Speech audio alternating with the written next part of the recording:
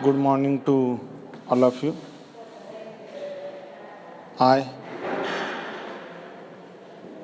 Professor B.S. Deshmukh, lecturer in Mechanical Engineering Department of Maratha Vidya Prasarak समाजास Rajarshi Shahu Maharaj polytechnic.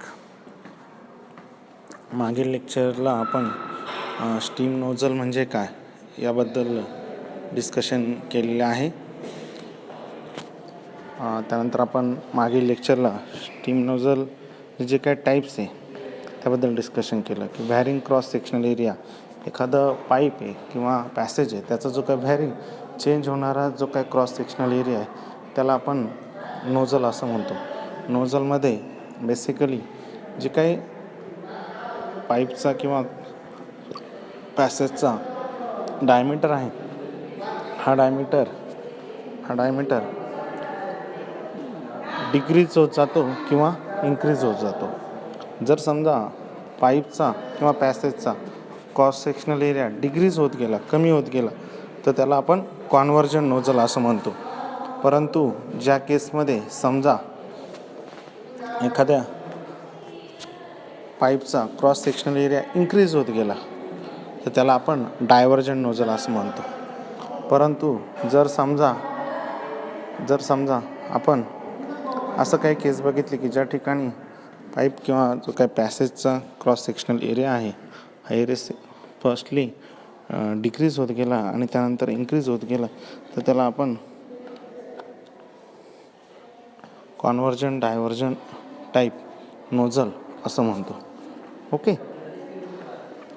त्यानंतर आपण steam turbine म्हणजे काय ते बघितले आणि त्यानंतर आपण स्टीम टर्बाईनचे टाईप्स बघितले. आता थोडक्यात एक रिव्हिजन घेतली तर आपल्या असं लक्षात येतं जे काही बॉयलर आहे या बॉयलरमध्ये स्टीम जनरेट केली जाते.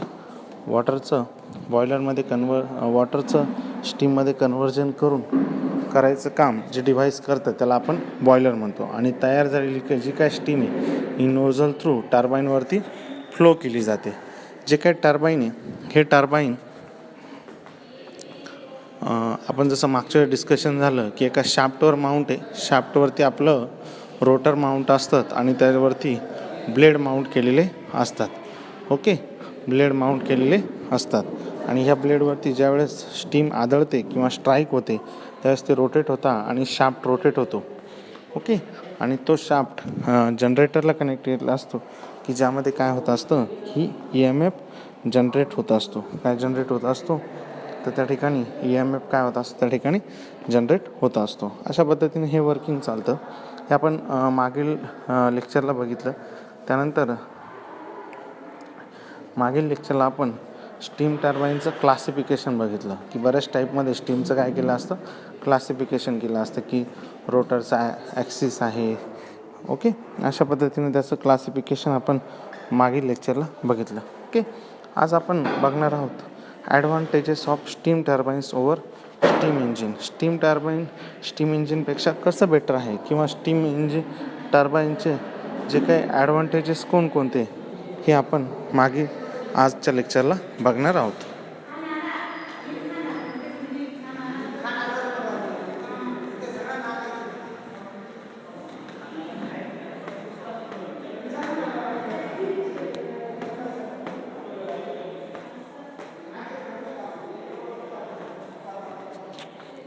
ओके, त्यातलं जे काय फर्स्ट ॲडव्हान्टेज आहे त्यात आपण बघतोय thermal efficiency is much higher.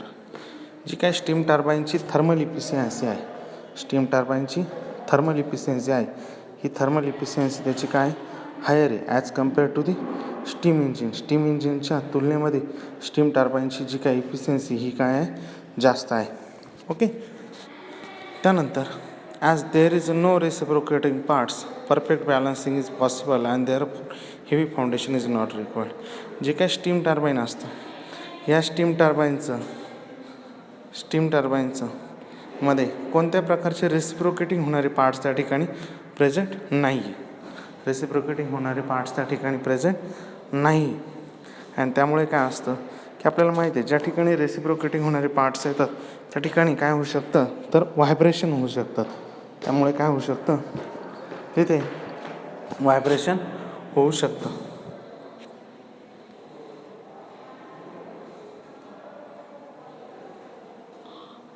त्या ठिकाणी काय होऊ शकतं, व्हायब्रेशन होऊ शकतं. व्हायब्रेशन होऊ शकतं आणि त्यामुळे काय होतं, त्या ठिकाणी प्रॉपर बॅलन्सिंग होत नाही. परंतु ह्या केसमध्ये काय होतं, रेसिप्रोकेटिंग पार्ट्स नाही, त्यामुळे बाकीचे काही प्रॉब्लेम्स क्रिएट नाही होत आणि त्यामुळे काय होतं, त्या ठिकाणी जे काही टर्बाईन्स आहे ह्या टर्बाईन्सचं परफेक्ट बॅलन्सिंग होतं. ओके. आणि परफेक्ट बॅलन्सिंग होत असल्यामुळे जे काय फाउंडेशन लागतं त्यासाठी हेवी फाउंडेशनची गरज पडत नाही. बेसिकली आपण जर बघितलं की ज्या ठिकाणी व्हायब्रेशन्स होतात, रेसिप्रोकेटिंग पार्ट्स प्रेझेंट असतात किंवा रेसिप्रोकेटिंग मोशन होत असते, अशा ठिकाणी काय होत असतं, तर या ठिकाणी तुम्हाला परफेक्ट बॅलन्सिंग लागतं. काय लागतं, त्या ठिकाणी परफेक्ट बॅलन्स लागतं. परंतु स्टीम टर्बाईनमध्ये त्याची गरज पडत नाही. आणि ॲज कम्पेअर टू स्टीम इंजिनशी जर बघितलं तर त्या ठिकाणी काय लागतं, आपल्याला परफेक्ट बॅलन्सिंग लागतं. ओके. परफेक्ट बॅलन्सिंग लागतं आणि त्यामुळे काय लागतं, त्या ठिकाणी हेवी फाउंडेशन स्टीम इंजिनमध्ये आपल्याला लागत असतं, परंतु स्टीम टर्बाईनमध्ये अशी गरज पडत नाही. Higher and greater range of speed is possible. Okay. Balancing perfect असल्यामुळे त्या ठिकाणी काय करू शकता, तुम्ही हायर स्पीड अचीव करू शकतात किंवा हायर स्पीड त्या ठिकाणी पॉसिबल आहे. जास्तीत जास्त स्पीड तुम्ही स्टीम टर्बाईनकडून मिळवू शकतात. कारण काय, याचं रिझन त्याची बॅलन्सिंग काय प्रॉपर आहे. परंतु स्टीम इंजिनचं कम्पॅरिझन केलं की जर समजा स्पीड खूप जास्त प्रमाणात इन्क्रीज झालं, जे काय स्पीड आहे ते स्पीड जर जास्त प्रमाणात इन्क्रीज झालं तर त्यामुळे काय होऊ शकतं, त्याचा बॅलन्सिंगचा प्रॉब्लेम होऊ शकतो. ओके. आणि त्यामुळे ते स्पीड काय ठेवलं पाहिजे असतं, लिमिटेड स्पीड स्टीम इंजिनमध्ये असतं, परंतु स्टीम टर्बाईनमध्ये त्याची गरज पडत नाही. The fabrication is very simple as there are no rubbing part. जे काय the lubrication is very simple as there is no rubbing parts. आपलं अगोदर डिस्कशन झालं की या ठिकाणी रेसिप्रोकेटिंग पार्ट्स त्या ठिकाणी प्रेझेंट नाही. त्या ठिकाणी प्रेझेंट नाही. त्यासोबतच त्या ठिकाणी रबिंग पार्ट्स पण त्या ठिकाणी प्रेझेंट नाही. त्यामुळे काय होतं, जे काही ल्युब्रिकेशन करण्याची गरज पडते हे ल्युब्रिकेशन काय करू शकता, तुम्ही इझिली त्या ठिकाणी काय करू शकता, ते त्या ठिकाणी करू शकतात. Okay. The lubrication is very simple as there is no rubbing part नसल्यामुळे त्या ठिकाणी काय करू शकता, जे काही ल्युब्रिकेशन हे ल्युब्रिकेशन तुम्ही इझिली करू शकतात. The power generation is at uniform rate and hence no flywheel is required. जे काय पॉवर जनरेशन आहे स्टीम टर्बाईनमध्ये काय असतं, ते युनिफॉर्म असतं. कारण आपण त्या ठिकाणी बघितले की गव्हर्निंग वगैरे प्रोसेस त्या ठिकाणी यूज केलेल्या असतात. ओके. म्हणजे काय की जी काय स्टीम आहे या स्टीमचं जो काय फ्लो असतो टर्बाईनवरती हा कुठेतरी कंट्रोलमध्ये असतो. स्टीमचा फ्लो काय असतो, कंट्रोलमध्ये असतो, की आपण म्हणतो की इंटरप्टेड नसतो. एक कॉन्स्टंट स्पीडनं त्यावरती काय केली जाते, जी काय स्टीम आहे ती स्टीम त्या ठिकाणी फ्लो केली जाते. आणि त्यामुळे काय असतं की एक कॉन्स्टंट स्पीड असल्यामुळे जे काय टर्बाईनचं स्पीड आहे किंवा टर्बाईन जे काय रोटेट होतं हे पण काय होतं की कुठेतरी एक कॉन्स्टंट स्पीडने काय होतं असतं, त्या ठिकाणी रोटेट होत असतं. आणि त्यामुळे काय होतं, जी काय पॉवर जनरेशन हे सर्व कशासाठी केलं जातं, तर पॉवर लोडसाठी केलं जातं. हा लोड व्हॅरी होऊन नाही दिला जात. त्यामुळे जे काय पॉवर जनरेशन एक कॉन्स्टंट रेटनं होत असतं, युनिफॉर्म रेटनं होत असतं. याचं रिझन असं असतं, जे काय टर्बाईनचं स्पीड आहे हे टर्बाईनचं स्पीड जी काय स्टीम त्यावरती फ्लो होते त्या ब्लेडवरती यावरती डिपेंडंट असतं. आणि परंतु तुम्ही त्यावरती सप्लाय करणारी स्पीड जर जी काय स्टीम आहे ही जर कॉन्स्टंट असेल तर इनडायरेक्टली काय होतं की ते जे काय टर्बाईनचं स्पीड आहे हे सुद्धा काय राहतं, कुठेतरी कॉन्स्टंट राहतं. आणि त्यामुळे काय होतं, जी काय पॉवर जनरेशन आहे हे पॉवर जनरेशन पण काय राहतं, त्या ठिकाणी युनिफॉर्म रेटने पॉवर जनरेट होत असते. ओके. आणि या सर्व गोष्टीमुळे त्या ठिकाणी काय करत नाही, फ्लायव्हीलची गरज पडत नाही. जे फ्लायव्हील तुमच्या स्टीम इंजिनमध्ये काय असतं, प्रेझेंट असतं. फ्लायव्हील काय करतं की ज्यावेळेस एक्स्ट्रा एनर्जी जनरेट होते ते त्या ठिकाणी त्यामध्ये स्टोअर होते आणि ज्या वेळेस एनर्जी नसते त्यावेळेस त्यातली एनर्जी सप्लाय केली जाते. म्हणजे रिक्वायरमेंटनुसार ते एनर्जी सप्लाय करत असतं. ओके. यासाठी त्या ठिकाणी फ्लायव्हीलची गरज असते स्टीम इंजिन, परंतु स्टीम टर्बाईनमध्ये अशा प्रकारच्या फ्लायव्हीलची त्या ठिकाणी गरज भासत नाही. The steam consumption rate is lesser. जी काय स्टीम कन्झम्पशन आहे तो रेट काय या ठिकाणी लेस आहे. Okay. More compact and required less attention during the operation. जे काही स्टीम टर्बाईन आहे हे स्टीम टर्बाईन काय असतं जनरली कॉम्पॅक्ट इन साईजमध्ये. आपलं अगोदर पण डिस्कशन झालं की स्टीमची जी काय साईज आहे ही काय आहे त्या ठिकाणी कॉम्पॅक्ट आहे आणि त्याला काय लागतं कॉम्पॅक्ट असल्यामुळे रेसिप्रोकेटिंग पार्ट्स त्या ठिकाणी प्रेझेंट नसल्यामुळे त्यानंतर जे काय लुब्रिकेशन लागतं हे कमी अमाऊंटमध्ये लागल्यामुळे काय होतं त्या ठिकाणी required less attention during the operation. Less attention during the operation.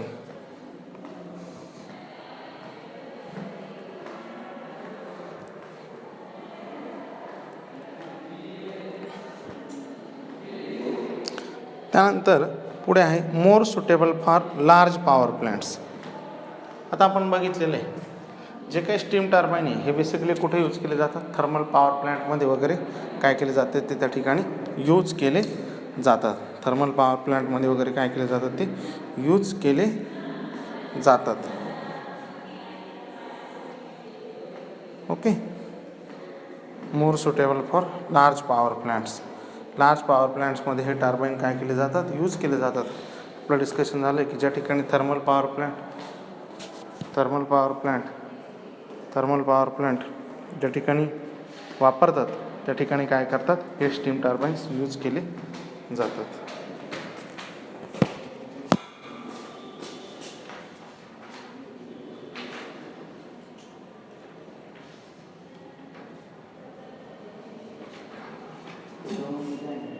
ये मतलब इसने एक दिया इसने एक भी नहीं दिया इसलिए रेट कर दिया मैंने पूरे यूनिट टेस्ट.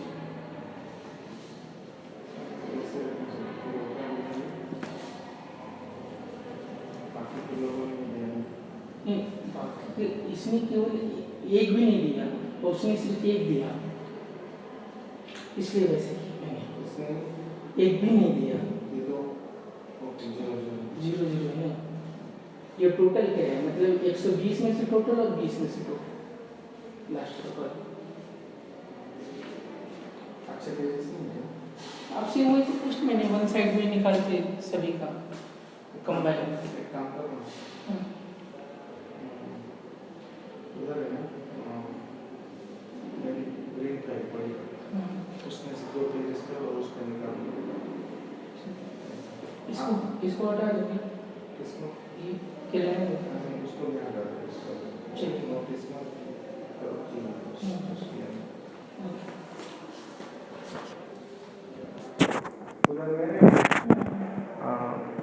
इधर जो पेज है ना उसमें पेजेस है नहीं तो लाइब्रेरी से ले लो किसी से 2 पेजेस निकाल. Okay. More suitable for large power plants. जो काही पॉवर प्लॅन्ट आहे त्यासाठी कशासाठी जास्तीत जास्त त्या ठिकाणी काय होऊ शकतो त्याचा यूज होऊ शकतो. Less maintenance cost as a construction operation is highly simplified due to absence of parts like piston rod crosshead connecting rod वगैरे. स्टीम इंजिनसोबत कम्पॅरिझन केलं स्टीम टर्बाईनचं तर यामध्ये काय जे काय पार्ट्स आहे कॉम्प्लिकेटेड पार्ट्स आहे ही त्या ठिकाणी ॲब्सेन्स आहे. त्यानंतर जे काय स्टीम टर्बाईनचं डिझाईन आहे हे सुद्धा काय आहे तुमचं सिम्पल त्या ठिकाणी डिझाईन आहे. सिम्पल डिझाईन आहे. ओके. त्यासोबतच यामध्ये जसं डिस्कस झाल्याप्रमाणे piston rod crosshead connecting rod okay यासारखे पार्ट्स त्या ठिकाणी काय आहे ॲब्सेंट आहे. यासारखे पार्ट्स काय आहे त्या ठिकाणी ॲब्सेंट आहे. यासारखे पार्ट्स त्या ठिकाणी ॲब्सेंट असल्यामुळे त्या ठिकाणी रेसिप्रोकेटिंग पार्ट्स ॲब्सेंट आहे. त्यासोबतच या असे पार्ट्स ॲब्सेंट असल्यामुळे त्या ठिकाणी लुब्रिकेशन कमी लागतं व्हायब्रेशन कमी होतं.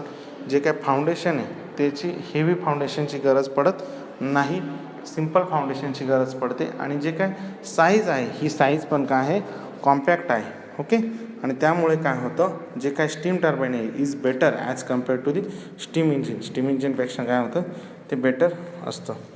Considerable overloads can be carried out at the expense of slight reduction in overall efficiency. जे काय ओव्हरलोड आहे ओव्हरऑल इफिशियन्सी जर विचार केला तर ते काय त्या ठिकाणी रिडक्शन आहे. ओके. हे आपण आज बघितलं. त्यानंतर आपण बघणार आहोत impulse turbine versus reaction turbine. Impulse turbine versus reaction turbine. Impulse turbine आणि रिॲक्शन टर्बाईन्स या ठिकाणी काय केलं आहे आपण कम्पॅरिझन केलेलं आहे. The steam completely expands in the nozzle and its pressure remains constant during its flow through the blade passage. Impulse टर्बाईनमध्ये स्टीम कम्प्लिटली कुठून एक्सपांड होते नोझल थ्रू आणि इट्स प्रेशर काय राहतं त्या ठिकाणी कॉन्स्टंट राहतं during through the blade passage. Blade पॅसेजमध्ये त्याचं काय राहतं जे काय प्रेशर आहे ते प्रेशर काय राहतं त्या ठिकाणी कॉन्स्टंट राहतं. Reaction turbine in steam expand partially in the nozzle and further expansion takes place in the rotor blades. Okay, आपलं मागच्या लेक्चरला पण डिस्कशन झालं होतं की इम्पल्स टर्बाईनमध्ये जेव्हा स्टीम पास होते ती कम्प्लिटली कुठून पास होते तर ती नोझलमधून पास होते. परंतु रिॲक्शन टर्बाईनमध्ये काय असतं की त्या ठिकाणी फिक्स ब्लेड पण त्या ठिकाणी प्रेझेंट असतात. ओके, जनरली ब्लेड्स आपण दोन टाईपचे डिस्कस केले. एक असतात फिक्स ब्लेड आणि दुसरे असतात मुव्हिंग ब्लेड. एक काय फिक्स ब्लेड आहे तर दुसरे काय आहे त्या ठिकाणी मुव्हिंग ब्लेड त्या ठिकाणी प्रेझेंट आहे. ओके, MB ब्लेड आणि FP ब्लेड असं आपण म्हणतो त्याला. ओके, तर मुव्हिंग ब्लेड काय असतात की ज्यावेळेस त्या ब्लेडवरती स्टीम एक्सपांड होते तर ते काय होतात रोटेट होतात. ते काय होतात त्या ठिकाणी रोटेट होतात. आणि फिक्स ब्लेड काय असतं की ज्या फिक्स ब्लेडमधून जी काय velocity okay fix blade working like as a नोझलसारखे ते काय करत असतात त्या ठिकाणी वर्क करत असतात. नोझलसारखे काय करत असतात वर्क करत असतात. आता नोझलमध्ये काय होतं आपल्याला माहिती आहे जेव्हा स्टीम त्यातून पास होते तर त्या ठिकाणी काय होत असतं त्या स्टीमची व्हेलॉसिटी इन्क्रीज होत असते आणि प्रेशर काय होत असतं रिड्यूस होत असतं. व्हेलॉसिटी इन्क्रीज होते आणि प्रेशर काय होतं रिड्यूस होतं. सेम केस फिक्स ब्लेडमध्ये पण होते. ज्यावेळेस त्यातून स्टीम पास होते तर ते नोझलसारखंच वर्क करतं आणि त्या ठिकाणी काय असतं की त्या ठिकाणी काय होतं तर जी काय स्टीमची व्हेलॉसिटी ती व्हेलॉसिटी इन्क्रीज होते आणि प्रेशर काय राहतं प्रेशर रिड्यूस होतं. असं केस रिॲक्शन टर्बाईन होते. इम्पल्स टर्बाईनमध्ये असे फिक्स ब्लेड त्या ठिकाणी प्रेझेंट नसतात. त्या ठिकाणी फक्त नोझल प्रेझेंट असतं. नोझल थ्रू ज्यावेळेस स्टीम पास होते तर ती काय होते एक्सपांड होते. त्या ठिकाणी जेव्हा स्टीम इम्पल्स टर्बाईनमध्ये नोझल थ्रू एक्सपांड होते त्या इन्स्टंटला त्यातून पास होते त्या इन्स्टंटला त्याची जी काय व्हेलॉसिटी ही व्हेलॉसिटी काय होते त्या ठिकाणी इन्क्रीज होते आणि प्रेशर कॉन्स्टंट राहतं. परंतु रिॲक्शन टर्बाईनमध्ये फक्त नोझल नसतं तर त्या ठिकाणी काय असतं काही स्टीम कशातून पास होते नोझलमधून काही पास होते तर काही कशातून पास होते त्या ब्लेड्समधून पण त्या ठिकाणी काय होत असते पास होत असते. The relative velocity of steam passing over the blade remains constant in the absence of friction. जी काय व्हेलॉसिटी ऑफ स्टीमची ज्यावेळेस ती त्यातून ब्लेड्सवरून पास होते त्या इन्स्टंटला काय राहते ती constant in the absence of friction. जर त्या ठिकाणी फ्रिक्शन ॲबसेंट असेल तर ती काय राहते त्या ठिकाणी कॉन्स्टंट राहते. The relative velocity of steam passing over the blade increases as the steam expands while passing over the blade. परंतु रिॲक्शन टर्बाईनमध्ये काय होते ती जी काय व्हेलॉसिटी ती काय होते इन्क्रीज होते as the steam expand while passing over the ब्लेडवरून पास असताना इम्पल्स टर्बाईनमध्ये जी कॉन्स्टंट राहते ती या ठिकाणी काय होत असते इन्क्रीज होत असते. काय होत असते इन्क्रीज होत असते. त्यानंतर एक इम्पॉर्टंट पॉईंट्स आहे blades are symmetrical blades are asymmetrical. जे काही इम्पल्स टर्बाईन आहे त्याचे ब्लेड्स काय आहे या ठिकाणी सिमेट्रिकल आहे. हे कशाशी रिलेटेड आहे जे काय ब्लेड्स ह्या दोघी टर्बाईनमध्ये काय केले यूज केलेले आहे त्याचं शेप या ठिकाणी सांगितलेलं आहे. काय सांगितलेलं आहे शेप एक्झॅक्टली याचा शेप कसा असतो हे या ठिकाणी डिस्कस केले. तर जे काय ब्लेड्स आहे त्या ब्लेडचा जो काय शेप आहे हा शेप या ठिकाणी सिमेट्रिकल असतो तर ब्लेडचा या ठिकाणी काय असतो असिमेट्रिकल असतो.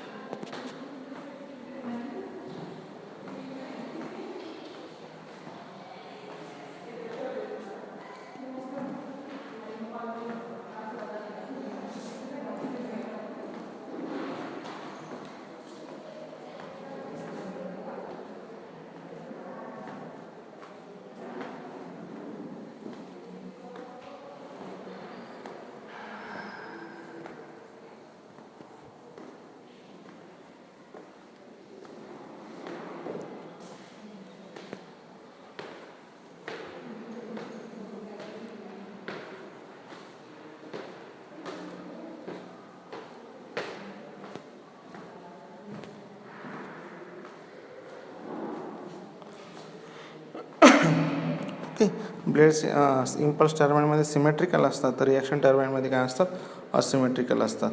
The pressure on both ends of the moving blade is same. जे काय प्रेशर आहे, जे काय ब्लेडचे दोन्ही एंड्स आहेत त्या ठिकाणी काय आहे, ते प्रेशर त्या ठिकाणी सेम आहे, सेम प्रेशर आहे दोघी ठिकाणी. The pressure on both ends of the moving blade is different.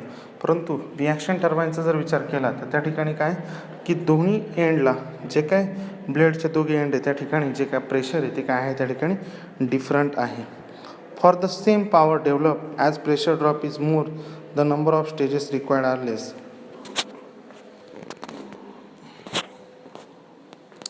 समजा आपलं डिस्कशन झालं तर स्टेजेस कशासाठी असतात. स्टेजेस आहे आपण बघितलं की सिंगल स्टेजेस आणि मल्टी स्टेजेस. स्टेजेस कशासाठी, ते नोझल आणि टर्बाईनचं जे काय कॉम्बिनेशन आहे त्याला आपण स्टेजेस म्हणतो. जर हे कॉम्बिनेशन 2 वेळेस 3 वेळेस असेल त्याला 2 स्टेजेस 3 स्टेजेस आपण असं म्हणतो. परंतु ज्या ठिकाणी एक सिंगल नोझल आणि सिंगल टर्बाईन जर त्या ठिकाणी यूज केला असेल तर त्याला आपण काय म्हणतो, तर ते सिंगल स्टेज आपण असं म्हणतो. जर समजा आपल्याला सेम पॉवर डेव्हलप करायची आणि त्या सेम पॉवरसाठी जे काही इम्पल्स टर्बाईन किंवा रिॲक्शन टर्बाईन काय केलं, यूज केलं as the pressure drop is more, आणि त्या ठिकाणी जर प्रेशर ड्रॉप जास्त असेल तर the number of stages required are less. जे काही नंबर ऑफ स्टेजेस आहे त्या ठिकाणी काय लागतात, तर ते कमी लागतात. The pressure for the same power develop as the pressure drop is small, आणि त्या ठिकाणी प्रेशर ड्रॉप जर कमी असेल the number of stages required are more. म्हणजे इम्पल्स टर्बाईनमध्ये जर सेम पॉवर डेव्हलप करायची आहे आणि प्रेशर ड्रॉप जर जास्त आहे तर त्या ठिकाणी काय लागतात, कमी स्टेजेस लागतात. परंतु रिॲक्शन टर्बाईनचा जर विचार केला, for the same power developed as pressure drop is small the number of stages required are more. त्या ठिकाणी जे काय स्टेजेस लागतात ते काय लागतं, जास्त लागतं. The blade efficiency curve is less flat and the blade efficiency curve is more flat. Okay.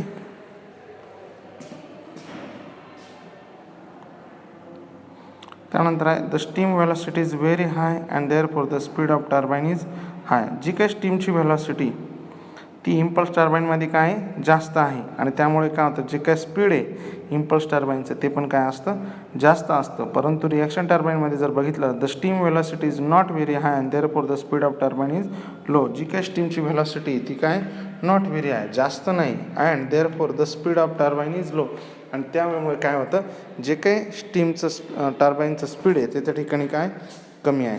Okay. या ठिकाणी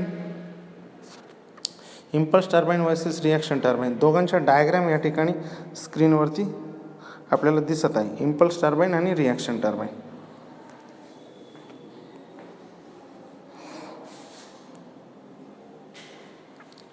सगळ्यात महत्त्वाचं सुरुवातीला दाखवलेलं आहे की मुव्हिंग बकेट, ज्या काय बकेट्स आहे इम्पल्स टर्बाईनच्या त्या ठिकाणी दाखवलेलं आहे. ओके. सेकंड केस आहे रोटेटिंग नोझल. रिॲक्शन टर्बाईनमध्ये काय दाखवलेलं आहे, रोटेटिंग नोझल दाखवलेलं आहे. त्यानंतर त्या ठिकाणी काय दाखवलं, जे काय रोटर आहे रेड कलरमध्ये ते त्या ठिकाणी दाखवलेलं आहे. म्हणजे बेसिकली हे जे काय रोटर आहे एका पर्टिक्युलर शाफ्टवरती माउंट असतात कोणत्याही टर्बाईनचे, मग ते इम्पल्स असो किंवा रिॲक्शन टर्बाईन असो, की त्या ठिकाणी काय आहे की त्या ठिकाणी ते कशावरती माउंट आहे, तर ते शाफ्टवरती त्या ठिकाणी माउंट आहे, शाफ्टवरती माउंट केलं आहे. आणि त्यासोबतच फिक्स नोझल हे इम्पल्स टर्बाईनमध्ये दिसतं आहे आणि रोटेटिंग नोझल कशामध्ये दिसते, रिॲक्शन टर्बाईनमध्ये दिसतं आहे. आणि फिक्स नोझल थ्रू आपल्याला त्याच्यावरती काय होते, स्टीम त्या ठिकाणी स्ट्राईक्स होताना या ठिकाणी दिसतं आहे. स्ट्रीम स्ट्राईक झाल्यामुळे anti clockwise impulse turbine rotate होताना दिसतं आहे. त्याच पद्धतीनं रोटेटिंग नोझल त्या ठिकाणी प्रेझेंट असल्यामुळे रिॲक्शन टर्बाईनमध्ये काय होतं आहे की जे काही टर्बाईन आहे ते काय होते, अँटी क्लॉकवाईज रोटेट होताना त्या ठिकाणी आपल्याला दिसतं आहे. ओके.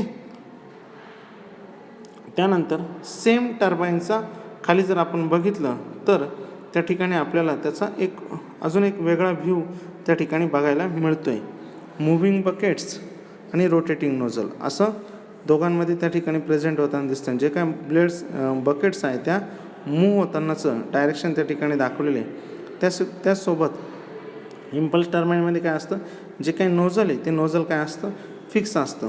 नोझल काय असतं त्या ठिकाणी फिक्स असतं. परंतु रिॲक्शन टर्बाईनमध्ये काय असतं, रोटेटिंग नोझल त्या ठिकाणी काय असतं, प्रेझेंट असतं. रोटेटिंग नोझल काय असतं त्या ठिकाणी प्रेझेंट असतं. आणि त्यासोबत त्या ठिकाणी काय दाखवले, स्टार्टर त्या ठिकाणी दाखवलेले आणि त्याचं रोटेशनची जी काय रोटेशन आहे ते खालून डायरेक्शन बॉटम साईडकडून टॉप साईडकडे आपल्याला जाताना दिसतं आहे. ओके. त्यानंतर जे काही खाली प्रेशर व्हेलॉसिटी डायग्राम आहे ती त्या ठिकाणी दाखवलेली आहे. स्टीम प्रेशर त्या ठिकाणी दिसतं आहे. जी काय पर्पल कलरची लाईन आहे ती स्टीम प्रेशरची आहे आणि ऑरेंज कलरमध्ये दिसते ती कसली आहे, व्हेलॉसिटीची आहे.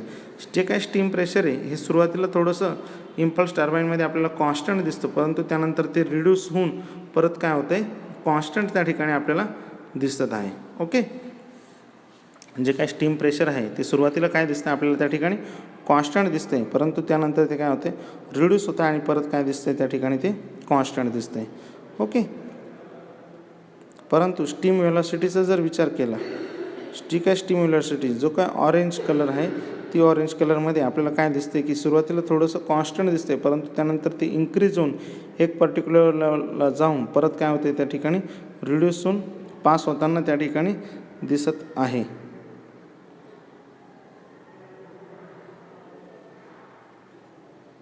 म्हणजे इम्पल्स टर्बाईनमध्ये स्टीम प्रेशर रिड्यूस होऊन कॉन्स्टंट राहतं, परंतु वेलॉसिटी इन्क्रीज होऊन परत काय होते त्या ठिकाणी डिक्रीज होते. आणि रिॲक्शन टर्बाईनचा जर विचार केला तर रिॲक्शन टर्बाईनमध्ये स्टीम प्रेशर कंटिन्युअसली काय होताना दिसतं, आपल्याला हळूहळू काय होताना दिसतं ते साईड बाय साईड रिड्यूस होताना त्या ठिकाणी दिसतं आहे. परंतु जी काय स्टीम व्हेलॉसिटी ही स्टार्टिंगलाच आपल्या इम्पल्स टर्बाईनप्रमाणेच इन्क्रीज होऊन परत काय होते त्या ठिकाणी ती रिड्यूस होताना आपल्याला दिसत आहे.